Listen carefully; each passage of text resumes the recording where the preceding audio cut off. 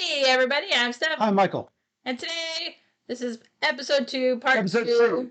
Not episode 2, part 2, but just episode 2. Episode 2 of Games Worth Volume 2. Dreaming.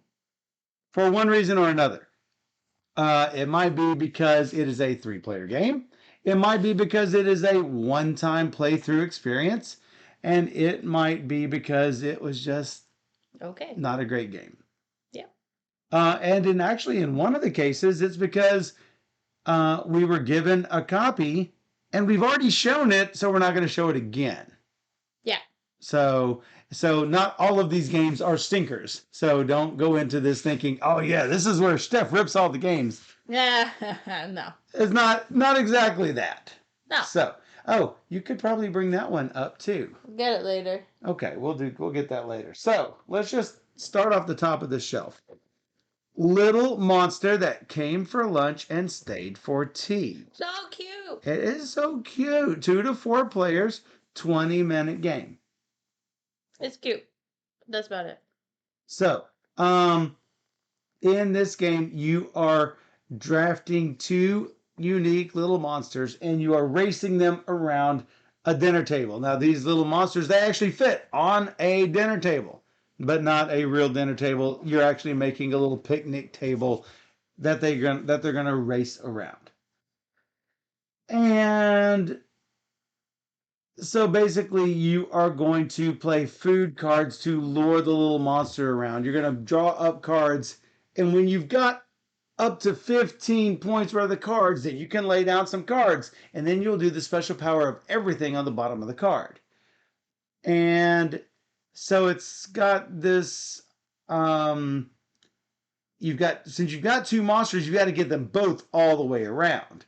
Once you get a monster that's gotten all the way around the table, you still got to get your other one around all the way around the table. But at that point, once you've gotten one, it's probably pretty easy to get your second one. Steph destroyed me at this, but Steph does not care for race games. So, match the fact that it's trying to survive on its cuteness factor, and it's probably a great game for kids. Yeah, it probably is. But I think it doesn't have enough staying power for us. No, definitely not. So, now the artwork, I gotta say, is this not adorable little critters? Hashtag Team Cute. Hashtag Team Cute.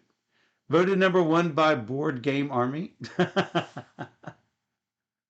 Looks like Stitch or Azul's, James said. So, yeah, it was worth trying. It was worth trying. Don't think it's worth a second play. Yeah, you basically is draw a card and wait, draw a card and wait, and draw a card and wait, and draw a card and wait. It will certainly work for somebody, some family. Yes, it will work for some family. This is by Strawberry Studio. Again, it's 2 to 4 players, 20 minutes, ages 8 and up. But I think as long as a child can read, they can do this game. So, yep. Absolutely. And count to 15. Then a child would be able to play that game. All right, so moving on to this Hasbro game. It's called Tricky Wishes. It plays 3 to 6 players. That's a major reason why we're not playing. Is because it takes 3 players. But then again, the game is just... And Strawberry Studio. It's a retheme of 3 Wishes. But they just renamed it Tricky Wishes. Makes it sound like a trick-taking game, honestly. Yeah. It's not. It's totally not. Basically, you have 3 face-down cards in front of you. You cannot look at your own cards or anybody else's cards. Yeah.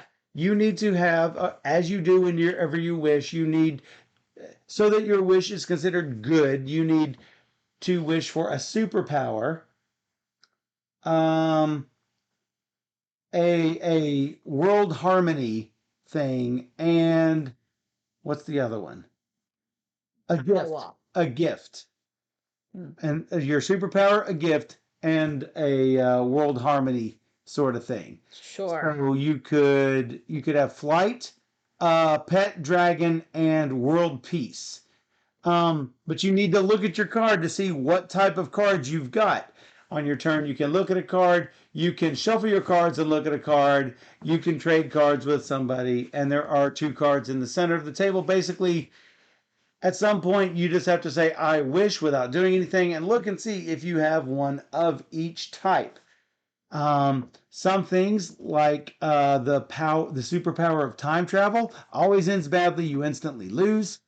There are some of them that give you double the points. Each of these wishes is worth a certain number of points, and if you win that round, you get one basically victory point. First one to 3 wins. So like you have to play at least 3 games. So I was like, So I don't think it's really the 20 minutes that it says on the box. no way, no way. It's more like 20 minutes per round. Maybe not 10 a round. to 20 minutes per round. It in a 4-player game, we were not going to hit 3 within 20 minutes. We were just not. No. It would have taken at least 60 minutes. Anyway, can't say I recommend it, but it was cute. Team Cute. Team Cute, another Team Cute game. Yep. This was not a review game, but I had it for a while. We have an area in the kitchen that I think 4 of our Calyx cubes devoted to 3 and higher player games. So whenever James and Susan come over, and we don't have a lot of 3 and 4 player review games on that, which we still do, we still try to clear off the kitchen shelves every now and then, and that is the case with Lupusburg. This is a werewolf type game from Da Vinci Games, in which each player has 2 characters. Each player also has 2 houses, one with a chest, one without a chest. In a 4-player game, you're going to have a werewolf, a thief, and 2 villagers.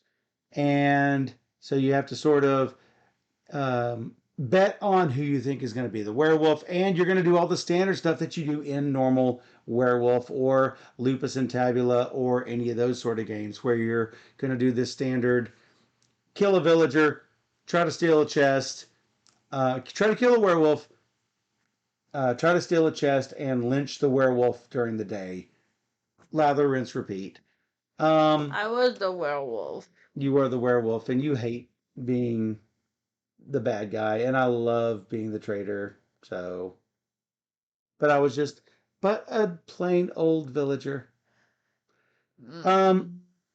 So one of the main reasons why we're not showing this game is it's a 4 to 8 player game and takes 20 to 40 minutes to play. This has a few voting improvements over regular Werewolf. So if you are a Werewolf fan, certainly something to check out. It is an older game. This is copyright 2008, I think it was. Is it? I will take your word for it because it doesn't show on here. Lupusburg from Da Vinci Games. Burn it. Steph is not a good liar. We have not already played Gutenberg Dan. That's next. Next. Pop the box. Pop the box. It does not have its own listing in BGG. It is basically Shut the box. Shut the box. Everybody's played Shut the Box, right? But you are going to take these little bubbles, and when you, for example, when you roll the 3, you pop the 3. And when you're done, on the other side, you just pop everything back into place with these little rubbery things. There's the yellow side on one side and the pink side on the other, and it's basically... You see these, like, these like, popping... I don't even know what they're called. These, like, bubble toys for kids all over the place. Like, they're for sale, like, everywhere. They're like, little fidget things. Yeah, so I think it's clever that they created this game with that sort of, like, material. So I think it will be... It's a really good, like, little gift for something. Now, there's a place to roll the dice in the middle of the little pop the box area. And it plays either 1 or 2 players, and a super fast game for those of you who haven't played Shut the Box. It's really easy to teach. The box says ages 7 and up. Again, if kids don't count. Video for it, but it's one of those things where I think it would just get lost in translate. Like, it would just get lost online. Like, I don't think a lot of people would watch the video. So just in the interest of time. Yeah, you're either looking for Shut the Box or you're not. And this is a really good addition of Shut the Box. So From Blue Orange. yeah. All right. Another game that came off of the unplayed shelf and not the review shelf. My game design partner Sean decided to start playing Fallout Shelter. So I decided to start playing Fallout Shelter. And so I have Fallout Shelter, the board game, and I'm like, hey, let's go ahead and play it. And it looks almost exactly like Fallout Shelter, the computer game, does. Like Steph hadn't even seen it, even when playing this game, but you came up to my office and looked at the game and it's like, wow, that looks a lot like what we played. Yep. So thematically, it does the trick. If you haven't played Fallout Shelter, you can get it for free on Steam. So it is a free to play game. You don't have to pay any money for it at all. So this plays. I don't know how many. It says nothing on the box. It says nothing on the box. It is a 10. And there doesn't say any time on the box either, which is 16. It says nothing on the box. It is just the Pip-Boy all the way around. And it looks like a lunchbox because... hate the box. I hate that it's a 10. I hate that it's a 10. You don't like 10s. No. This is not an attractive box. And all the little bits tend to go everywhere, though they held up rather well. Anyway, everybody's got a track, a little special track. Everybody's got their own little Pip-Boys of the different types. There's a strength Pip-Boy and a perception Pip-Boy and an endurance Pip-Boy. Anyway, you're basically it's basically a worker placement game. If you want to go to the med bay, you put your little guy on there and then you get what's at the top. These are bright green, even though you can't see it on the green screen. But it's far too easy to block people out of spaces, and Steph just had a miserable time with trying to get what she needed on those worker placement spaces. You can also try and fight the monsters, which is all good and great and whatever. But like, obviously, I'm not gonna roll a 7 or higher. So why would I ever waste? The average you're gonna roll. No. To be fair, not I. To be fair, you're on average you're gonna roll 7. No, there's no point. That wastes your entire action if you miss. And then you're sick, so then you have to take your next action to go get healed. So I'm like, that's 2 of my actions out of my 2 guys. Yes. Like, no. Now, see, Steph got 2 guys. Now Steph started to build rooms. I took my guys and started going to the spaces that gave more guys. So at the end of the game, I had 7 guys. She had 2 guys, and she was all grumpy kitty after my 7 guys were just doing whatever they wanted all over the place. Despite the fact that she had nearly built all of her rooms on her level. And you built 0? I built nothing and ended up winning. So, until the very end, yes. Yeah. I really, really want to like the game. I almost kept it just for sentimental Fallout purposes because I love Fallout 1, 2, 3, Fallout 4, Fallout 76, Fallout Shelter. I love all the Fallout games. But ultimately, you can't keep them all. So I said, this is a game I'm never playing again. Yes, that's it. That's pretty much exactly what you said. Play it by yourself, I guess. And that, ultimately, it's just not worth keeping another worker placement game. So somebody will end up with a nice Fallout Shelter game that they have already purchased it, haven't they? Yes. For BGGCon. So if anyone doesn't know about the BGGCon virtual flea market, you need to go check it out. Well, especially if you want to go to BGGCon, which, why are you not going to BGGCon?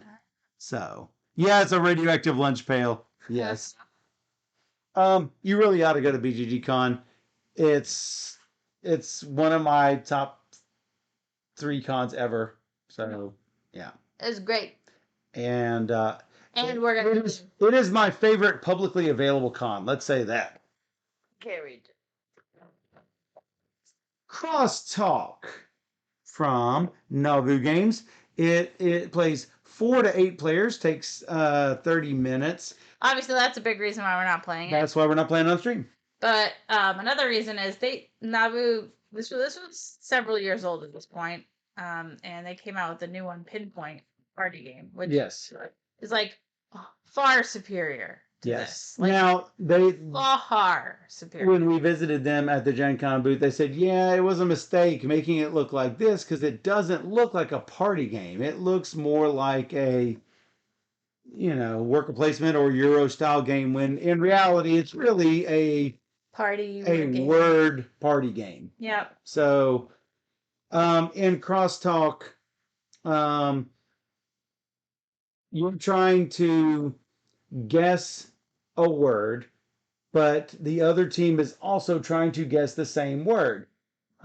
If I give a clue, my team isn't the first to guess it. The other team, and stop me if I'm wrong with these rules, the other team is the first to guess it. So I can't be too obvious, but I can't be too sneaky either because then my team can then jump in and try to guess. But then it's the other team's turn to give a clue, and then we can guess first. But then they get a good chance to get it. It's fine. It's fine. I don't really like the try to be a little sneaky but not too sneaky sort of thing because you end up with a lot of Dixit type things. If you've got two people who really know each other, they can do an inside joke sort of thing, inside knowledge sort of thing, to where nobody on the other team could possibly know. But I know that's what it tries to rely on, but I just don't really care for games like that too much. Sure. Yeah. That said, I mean, if you're looking for a fun word party game, this might be for you. Or go check out their other one called Pinpoint. Pinpoint, yes. There's 3 I games. love Pinpoint. Yeah, we love Pinpoint. So. Yeah. So check out Pinpoint and Crosstalk from Navu Games. Yeah. Boom. It's a large box after all. So, this is Disney. It's a small world game. Gelfia. A new one from Funko Games. Yeah. Funko doing a lot of awesome stuff. A lot of licensed stuff, as they do. Yeah. In the Disney It's a Small World game, you've got 4 different scene cards that will rotate. And as you rotate, your boat is going to go through this labyrinth of ways. And it's really cool how they have the path laid out. The path isn't just in circles. Right. Yet these little scenes, as they rotate around, never knock off a ship. Because the doorways are placed that no matter where where they spin, the boats don't get knocked off. I think that's pretty cool. Yeah, and it's like a search and find. So it's a search and find for a younger kid. It's 4+, so it's for young kids, like it is. So it's like really nice. You have these cards in front of you. You work in teams. And do you see this character in this area? Like, can you spot this girl? So basically, you have these cards. If you spot the character, you score. Play the card. You score the card. Yeah. So you're trying to see the characters in the rooms. You have the chance to spin the rooms around and see if you see other characters. And it's very simple. You just move one space every time, and you get some cards. And so there's not much choice on how far you move in, because as you know, the ride is very slow. So you're moving very slowly on the river. And just like in the ride, you don't have an option of left, right, or backward. You're going straight down the path. And whatever scene's in front of you, that's what you're going to look at. You have very little control over the scenes that spin and move around. The clock tower is going to go around, and when the clock tower runs out, the game is over. Yep. I don't think the game will show well on screen because all of the images are on these flat areas. Yep. And you guys are only going to be able to see maybe a third, maybe at best a half of the images. Yeah. And even we are like, where is this Eskimo? I can't find the Eskimo. I can't find the penguin. I can't find the lion. And it can be frustrating to find all of these things. For a little kid, it'd be so much fun, though. Yeah. So I do recommend this game for kids. It says a game for ages 4 and up. I'm sure that there's plenty of 3-year-olds that could play this game as well. So yeah. It's cute. It's obviously filled with all of the fantastic, um, you know, animation looking things. Um, Definitely a cute game. Yeah. From Funko Disney, It's a Small World. Bright colors. It's a It's small really world it's after. a nice looking game. And box, too. Yes. From Gray Fox Games, we have Order of the Gilded Compass. What was this? I'll ink S. So it's Alia Inca Est, or Alia Iacta Est. Something like that. All right. Dan will know. Dan knows. But yeah, it's the remake of that game.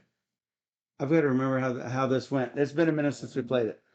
It plays 2 to 5 players. It takes 30 to 60 minutes. I'll Inca Est. Inca Est. I don't know. Alea Inca Est. I don't know. Something like that. The original dice game. Alia Iacta Est. Yeah. And so it's a dice area control.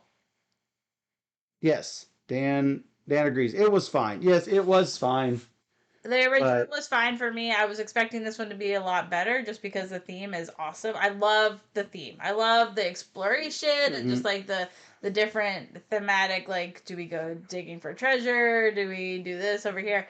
I like the different modules too, so I like what they're doing with this game. As far as the actual game itself, it always seems like a race to collect people because that's the hardest thing to collect. So there's like never enough time or to get people.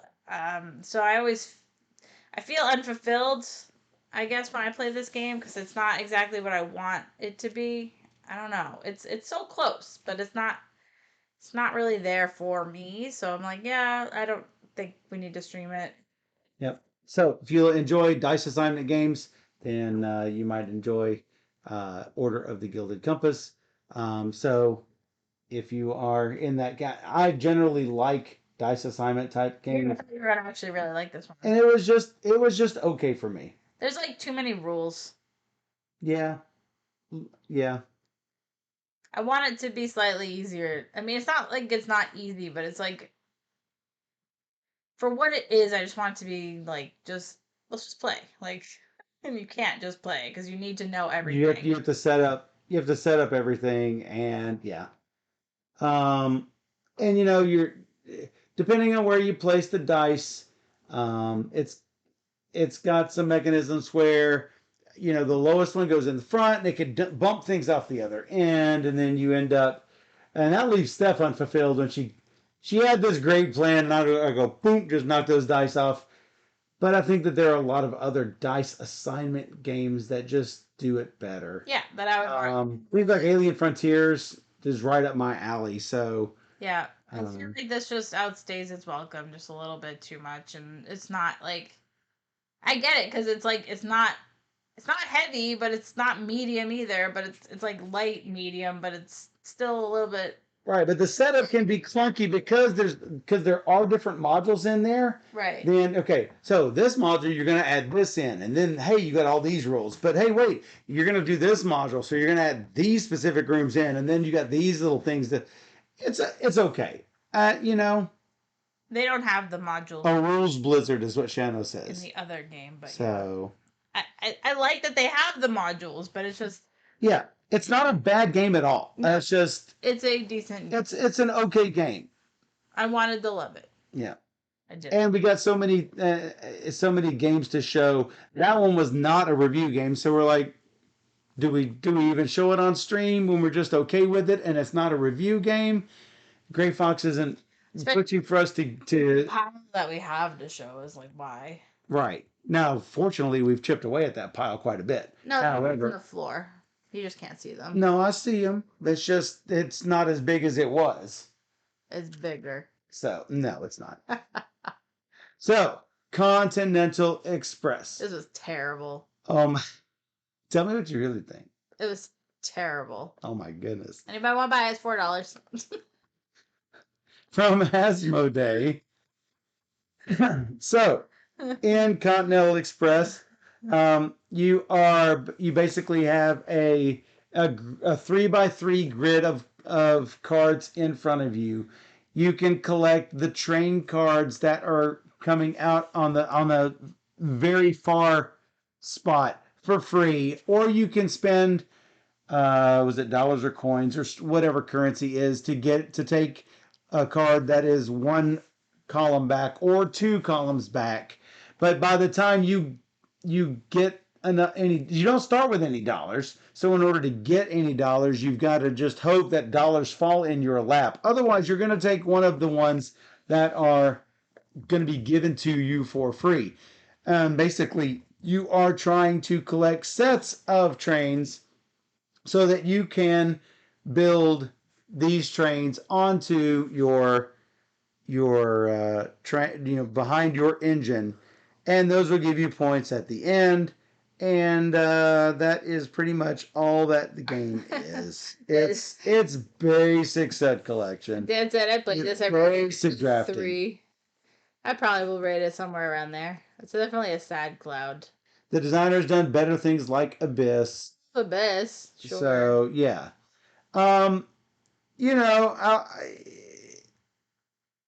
it's got basic drafting, basic set collection, but it's just not. It's fine. The one thing that it has that I don't like is take. It has quite a bit of take that, where hey, I can steal cards from Steph, yay! And that really, and that's a kiss of death. Next. Wow. Next. What's this? Oh, so, Emperor S3. At 4. Emperor S2. 4. Emperor S4 sent us several games, and in the box of games were Hanamakoji and Geisha's Road. So this is the finished copy of Geisha Road. Yeah. We had showed already Geisha Road as a prototype copy. Oh, we had the prototype. And this is the real thing. It came with all the extra Kickstarter. Look at the bits on Hanamakoji. Look at this. No, that's for the. This is Hanamakoji. No, this is for Geisha's Road, though. Is it? Yeah. It says Hanamakoji.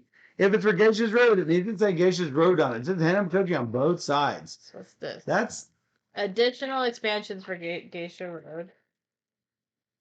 So, I mean, the game is just so beautiful.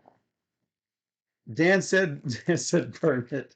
I don't think he means this. I think he means Continental. Oh, yeah, that one. But I'm not sure. He might mean this. I don't know. I did not care for Geisha's Road. I did like Hanamakoji reasonably well. Hanamakoji is fantastic. It's a fantastic game. I've had every edition that they've come out with. But I've only kept the original one because it's the smallest box. Both of these play 2 players. They specifically 2 players. Yeah. This is a box time of 15 minutes, 25 minutes for Geisha's Road. Yeah. So yeah, they have lots and lots of things. So I highly recommend playing these games. No, Dan says no, I haven't played these. So yeah. Shadow says thanks for letting me know what I'm getting someday. Legends really enjoys Hanamakoji. James really enjoys Hanamakoji. Has it in Jixit Academy because it has what I could get at the time. I've never played the Jixit, but I think that's just the dude version of it, right? The dudes. The dude version instead of the girl version. I don't actually know. I haven't seen it, so. Legends has the Jixit, yes. Same game, yeah. Okay, got it. Cool. So beautiful. I love the art. I love that. This falls right into Steph's art category. Hanamakoji, it looks like this. Geisha's Road. Looks like this, where you travel around and around, going to locations. You're still sort of doing the same thing in that playing cards, trying to bid for, trying to get the cards lined up perfectly. But yeah, they're different. They're definitely different. So I would say I still like Hanamakoji better than Geisha's Road, but Geisha's Road is fine, and it works, and it's probably worth trying. I helped develop it slightly. I played a bunch. I did a bunch of playtesting for Geisha's Road, so Maybe your name's in it. You don't know could be. I think I'll end up keeping it just because because you don't have it. I don't have it. Yeah, we had And I got all these fancy bits for it now. because we did have the prototype. Do we have that So upstairs pretty in the prototype room? somewhere. We do actually have a prototype room. Contains prototype games, and not our prototype games either. Prototype games from other companies that we just can't sell. So Yeah. Anyway, I like it. We're just not gonna show up because we already did. all right, another one from Strawberry Studio. Um, this is Mount Rushmore. Plays 2 to 10 players, 10 to 20 minutes. It says ages 8 and up. No, this game can be played by Anybody? any age, basically. So you see the four faces here. Basically, you put them in a 4x4 grid, and you have some variation of the four faces looking either this way or that way. And it's a speed game to try and Yeah, all you're doing, you're gonna flip up a card, and you're trying to find the card that looks like that. You can play with advanced rules, which I do recommend, where when you turn over the card, some of the faces might be in red. That means the face needs to be facing opposite how you see it on that card. All of the other faces need to be facing the way that it shows on that card. And the first person to put their hand on it is the one who and is correct, is going to be who walks away with that card, and eventually the first to a certain number wins. But it's basically It just showed that to them. it's basically a quick seek and find sort of game. I'm usually not good at I'm usually not good at these games, but Steph got the first two. I got all the rest in a row and actually won, strangely enough. I mean, these faces are hilarious. It's so funny. I like the art. It's so great. So yeah, it's got all the Mount Rushmore people in it. Hey, look, it's got me. Um. Oh yeah, first to score three to win. So you score the first two, I scored the next three, and then it was done. Yeah. But that is basically all it is. Find the card, score the point. It's fine. It's We played it. we played it. That's all we need to do. Well, Another one from Strawberry Studio. Sorry, Strawberry Studio. they were in Rainer's collection. Yeah, these are not even review games. No. So 2 to 4 players, 20 minutes. In Bon Appetit. I like this one probably the best of them all. Trying to remember what we did in this one. We're bidding with gems Oh for yeah. dishes. Oh yeah. And then there's like a sort of like a market for the gems. No, that yeah, goes this down. I did not like that. I did not like this one at all, and I thought you were frustrated with this because I kept maneuvering the gem. So anytime that you bid with gems and you win with the gem, you are going to lower the value of those gems on the track, where gems are worth 1 to 4 based on the color, and all the gems that did not get used get moved up. And so if I would end up using all of the high cost gems, Steph would get frustrated. The gems that she had in her hand went down because I used them already. The ones she wanted to use but didn't get a chance to use went up, and those are the ones I still had left over. And I ended up just getting a pile of cards. And I thought you didn't like this much at all because of that. I just played poorly. I think other games do the supply and demand market economy much better. I'm saying it was great. That's why we're not showing it and we're not keeping it, but it was fine. It's better than like the Strawberry Ninja and Pyramids of the Sun or whatever. She says, I want a Rushmore game where I can change the presidents to Millard Fillmore, Warren Harding, William Howard Taft, and Benjamin Harrison. Dan says, why is Rainer dumping his junk on you? Oh, it's because I sell games for him. Angry face. So today I learned watch out for Strawberry Studio. Well, that's probably why they're not in business anymore. Legends is on the bus wearing a Bonzinator t-shirt. Yeah, you are the only one with a Bonzinator t-shirt in Hawaii. We're almost done. Few left. We got Blockbuster and Blockbuster Returns. It plays 4 and up for the player count, and that is why we are not going to show it. I had low expectations for this game, but was pleasantly surprised. We had a laugh out loud blast with really good. Blockbuster, the party game, and Blockbuster Returns is an expansion to that, which adds 4 brand new categories. So whenever you are playing this game, our team will have some movies and their team will have some movies, but it's going to be the same movies every single round, except you can do less and less with it each round. That's right. Is that what I'm thinking of? There's 4 different types. There's like, you can do one word, you can do quote it, you can do act it. Yeah. But I think that there was something where you can only do one little bit of the, I can't remember. I don't remember. Anyway, it's been a minute. If there's one word when you look at that movie, then you have to say, chocolate. What's the movie? Forrest Gump. There you go. So that was one word. If you do a quote and you have not seen the movie and don't know the quote, like, game over, man, game over, which is, who knows that one? If you don't know the movie or a quote in the movie, then you can say something that could possibly have been a quote in the movie, like, yeah, we need to kill these things and get off the planet before we get overrun. Obviously not saying the name. Aliens. Yeah, thank you. I can't say aliens, so. I didn't know. Where's Blockbuster Returns the sequel? Oh, we're coming to that.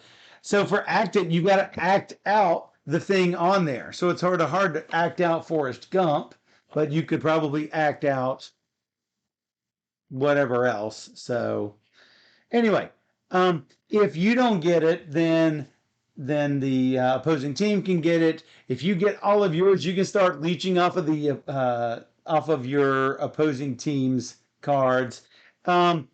It is just a lot of fun. It's a really good party game.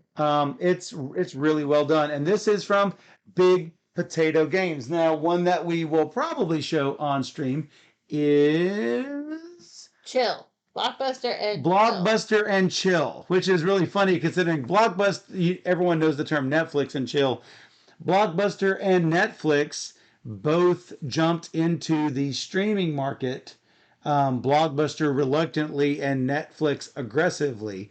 I actually had Blockbuster's disc by mail service before I had Netflix's disc by mail service. Wow. And Blockbuster never did get that same traction. And so when they went to streaming, it was just pitiful and they just died nearly immediately. Everyone went to Netflix and the rest is history. Well, anyway, the game is called Blockbuster and Chill. It is a 2-player version where we are trying to get it's a cooperative game where I'm trying to get my teammate to say certain movie categories. So imagine, and like I say, we will play this on stream, but let me give you a preview. It's like the $25,000 pyramid for those of you who are familiar with game shows. So if I have a card here and I say The Land Before Time, Jurassic Park, Jurassic World. Movies with dinosaurs. Ding! She got the category. And we're trying to get 5 of those before we get 3 late charges. Those late charges come up very quickly and it makes it really difficult. Anyway, If you get these right, there is a hidden movie. Basically, each of us chooses any movie in the world. Whatever categories match that, we will let them know that those categories match. But if they don't, they have popcorn on the back. You can spend the popcorn to get the first letter of the movie name, to get an actor who is in the movie. They can spend popcorn Guess. to guess, yeah, to guess the title. They can spend a popcorn to ask a yes or no question. Yeah. Things like this. The more of those categories you get right, the more popcorn you get, the more clues you get. And if I guess her hidden movie and she guesses my hidden movie, we've won the game. Yeah, it's actually a fairly good to prepare like movie trivia type of game. So if you watch a lot of movies, definitely recommend it. And we'll probably show it on stream in the near-ish future. Yep. Really enjoy all of these games. So if if you would bring over that box set, you don't want to get up? That's fine. There is something called Blockbuster The Box Set. That includes these two and Blockbuster and Chill in a deluxe box set. And obviously looking like VHS movies, as you do, right? Um, from what I understand, it was the last one that Big Potato had at the Gen Con booth. They had it hidden in their USPS mail truck. It was the last one that they had, and from what I understand, it was getting to be hard to find on Amazon. Go ahead and look on Amazon. It might still be there, and if so, you might want to snatch it up. I'm not sure too many more of these exist. So yeah, they're pretty cool. Otherwise, you're gonna have to buy them individually if you want them at all. I would recommend just go ahead and get them in the set. Do it. Do it. Last and probably least, from Emperor S4, it's World Splitters, and for some reason, Splitters. it's like every game that I picked up, the the the back is always upside down. World Splitters, 2 to 5 players, 75 minutes on the box. And the best way that I can describe this is that it is like a game of dots. Who knows what dots is? Draw a line. If you can close the box. You got dots on the notebook paper, right? You play this in school, right? I mean, who didn't play dots? Who didn't play dots? Everybody played dots. You do a line, your opponent does a line. You do a line, your opponent does a line. You close off something, you get to put your name in it, right? Yes. Right? Dots and boxes is what Dan says. Yes. Yes. So it's a solved. Yeah. Well. There you go. If this is yours, then no. You're gonna put the little game map right in there, and you are gonna try to box off an area that is 8 spaces or smaller. If you do manage to box off a space, you are going to get one of the bonus tiles that corresponds to the size of the area that you're closing off. Now, amazingly enough, you don't get 1 point for a 1 area, 2 point for a 2 area, 3 point for a 3 area. No, you get some weird number of points that really makes no sense.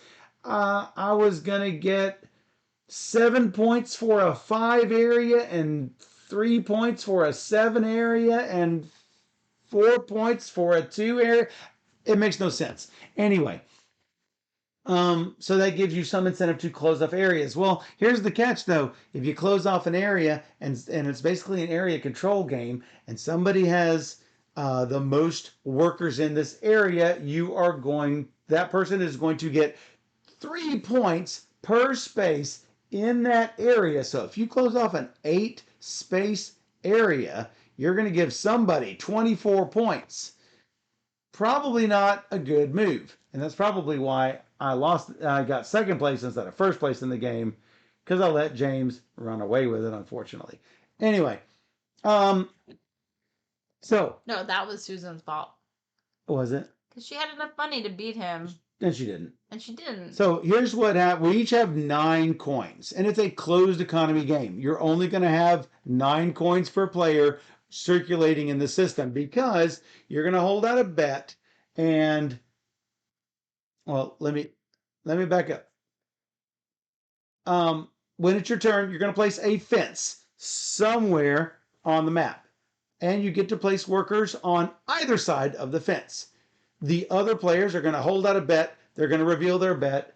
Whoever has the highest bet is called the first something or other, and they get to, the active player can either pay that amount and put their own worker out, or take that bet and let that person put a worker out on either side of the fence they want. Then, if there is a second side of the fence that is unoccupied, then you're going to do the same thing with the second highest bet. So you can end up collecting a whole lot of money. You can end up spending a whole lot of money as the active player. If the fence you placed is in demand. Otherwise, if you're like me and you place a fence somewhere and it's not really in demand, then you're only going to get bets of 1 and 2, and that really sucks, except I did get to put a couple of guys out for super cheap. Anyway, none of that is the main criticism of the game. There's a set collection aspect where you can collect sets of green, yellow, and red tokens, and you can get 12 points at the end of the game for getting that. That was not really the bad thing. The enclosing and the area control is not really the bad thing. What was really the difficult thing to swallow, mostly for Steph and Susan, is the turn order initiative thing. So Steph was first to play in the game, which means she was last on this initiative track. I was last, so I get to be first on the initiative track. What does this do? This initiative track breaks ties. For everything. For everything. Everything. For area control, for bids, for everything. So me, Steph, and Susan, we all put out our bids. We all bet 2. I get first dibs. Now, you might say, oh, she should have just bet 3. Not as easy as all that. In a limited, strangled economy, that's pretty much, you're going to be betting low amounts a lot of the time. There is now, in most games, when we tie, we will usually exchange positions. Or if I win a tie, I will go to the end of the position, which I think might introduce other problems. What does this do? This does nothing.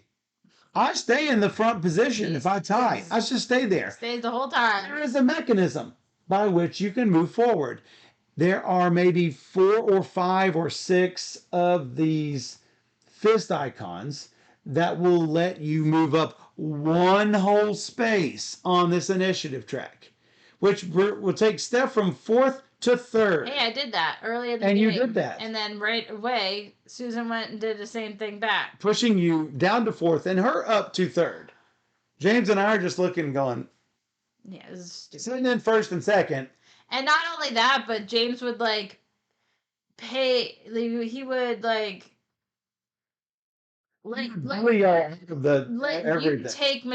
you place your worker, so he would take your money and then he would pay me, so I wouldn't get any sort of anything on the map at all. I don't know. Yeah. So where's the other catch? There's a lot of problems with this game.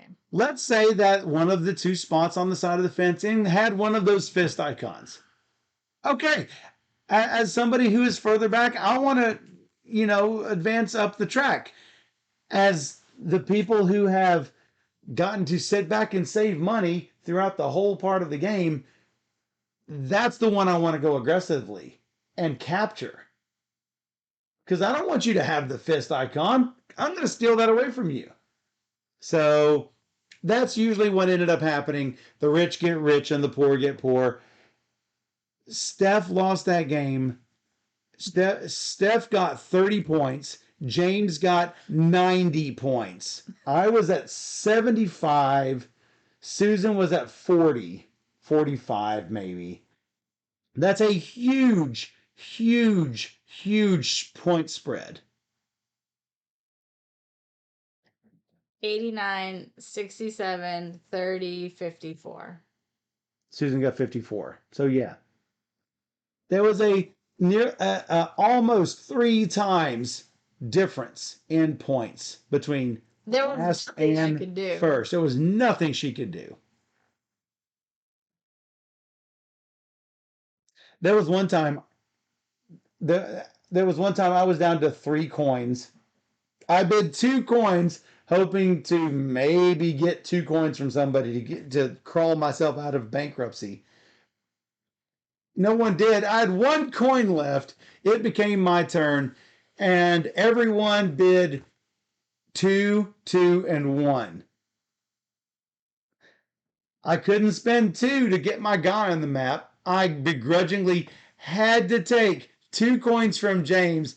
He put his guy on the map, and then I could either spend 2, and that was the one time you got to put 1 on the map. I could either spend 2, putting me down to $1 again, and let you have and put mine on the map, or I could take the 2 from you, trying to scratch myself out of bankruptcy. I don't think I played the game very well. I still ended up with 60 what point? 67? Not terribly bad for not playing particularly well. But there was one move I'm like, I just need money because I had $1 for like 4 rounds. You had $1. No, there's nothing I can do. I'm like, I need a place somewhere where I can get money.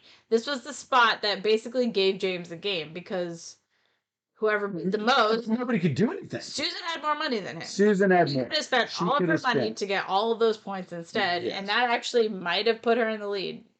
I don't know about the lead. She might have passed you for points. She might have passed me, yes. But James would have gone back. I don't know. It was a game changing move, and that everybody needed to show everything they got basically. And now the lowest amount of money, which was me at the end, had to give the most amount of money, which ended up being you because James did throw all of his money at you. I was just collecting it. I don't care. I gave her. Nothing I can do. I lost 5 points. She gained 5 points. Ultimately, it really didn't matter because even after giving you 5 points, you were at 30. I mean, people 600 points. slapping like the 20 track, and I'm sitting there at 10. I'm like, yeah, it's a 20 track. Whatever. So there is so Emperor S4 when they sent us Hanamakoji and Geisha's Road and World Splitters, they also gave us World Exchangers. And it's in a smaller box. And I thought, oh, this is going to be the superior game, and that one is not. No, it's not that at all. We've got World Exchangers actually on the to stream pile because it is enjoyable. This is not. And to make matters worse, the designer tends to dismiss comments that are made about this specific initiative track issue. There are comments on the there are comments on the Geek on the forums. So, yeah. So until somebody comes up with a better ruling for about several things, that is a big thing. Yeah. So. Now I think forcing someone who ties to move down on the track introduces other problems. I think in some cases, some games will say if you choose to invoke your tie break, you have to go down. Otherwise, you let the other person have that ability. Yeah. So I don't think forcing someone to do it on a bet that really doesn't matter is the right plan. But the way that it is now does not work. No. So, and area control and abstract, the abstract nature of the grid fence placement just doesn't work for me because I don't like abstracts to begin with. You don't like area control. And add that on top with the betting influence track, and it's just the influence track. Oh, I love betting games, but it's all the other things that just make it a no from me. Yeah, that's fine. Well, we tried it. We did try it. Can't say I recommend it.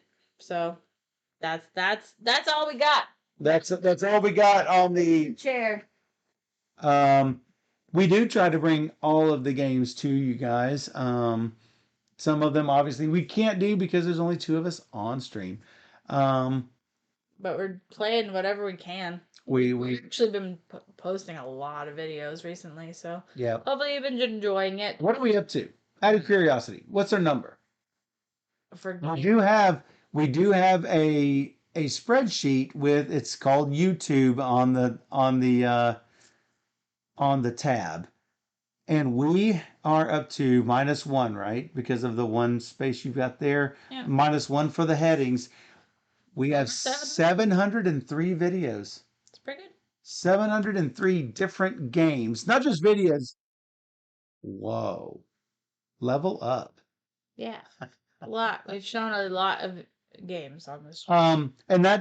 And sometimes we have rules and playthrough, but this is 703 unique games, not unique videos. We have more than that number of videos. No, right? this is just This this is is per game. per game, right? I'm saying though, if there is a separate rules and playthrough, No, it's all here.